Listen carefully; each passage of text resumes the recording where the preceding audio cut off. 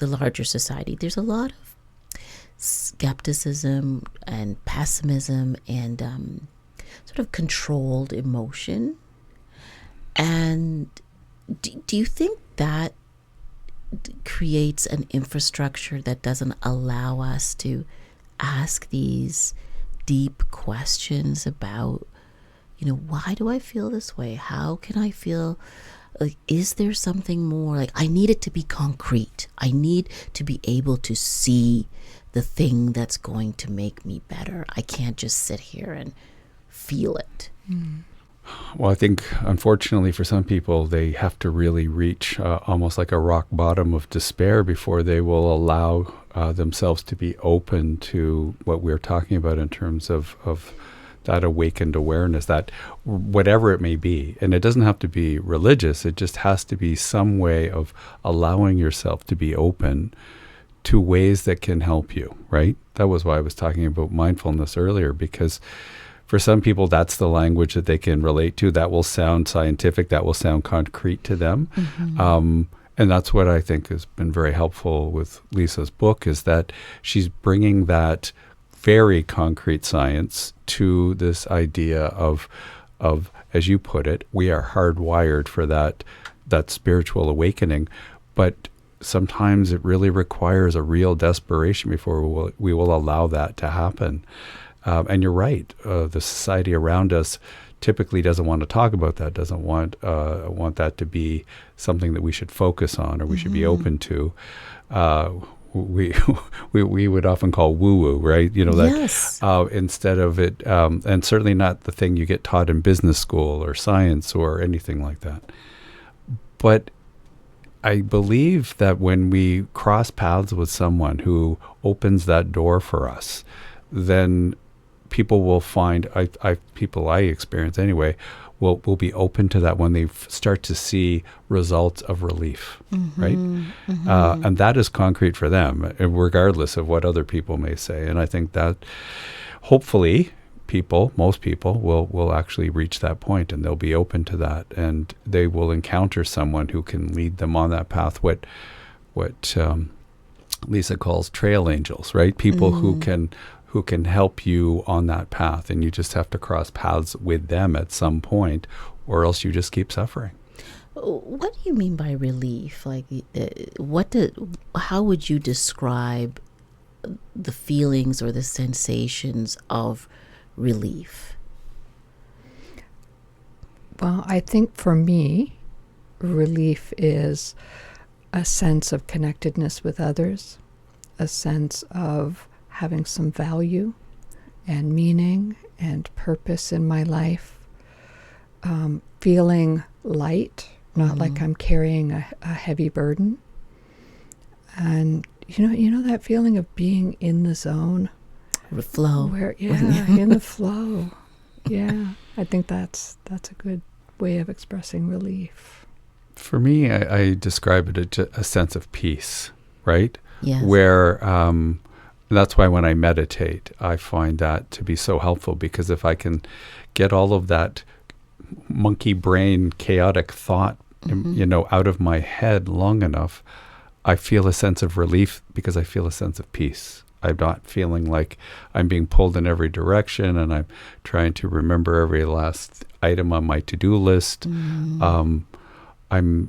I'm open to just the sensations of what is going on around me, which is why it's so wonderful to go for long walks, in a big park somewhere where I can just relate to nature and just, feel that sense of that world around me, but not all the things that push at me and pull at me, every day. Do you think that when you are going through an experience of depression or deep sadness, that's the time when you have to maybe also question not just the depression, but what is the spiritual meaning? Like, is that the time to say, is this a spiritual crisis that I'm experiencing, this deep depression? Because some may say that's not a good question because it's not, like, depression is a clinical, what's the right word?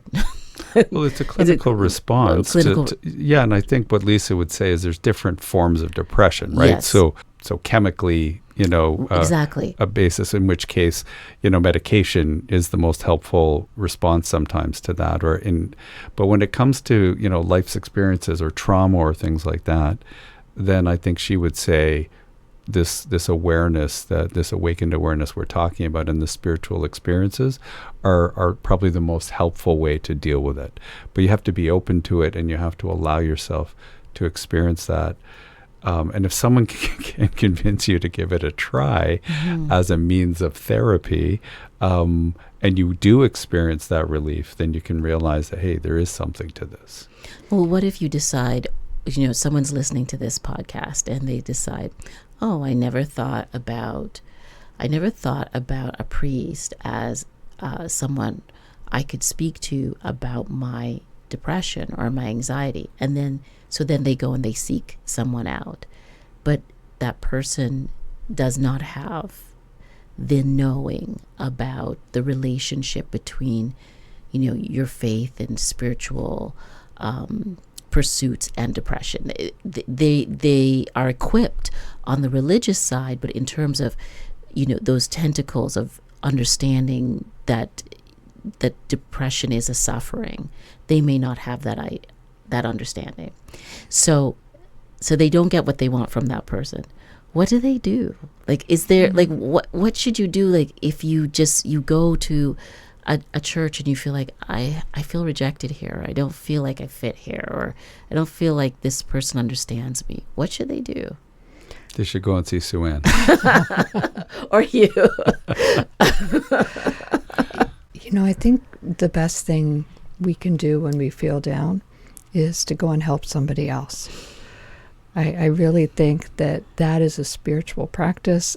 I think that is the most healing thing.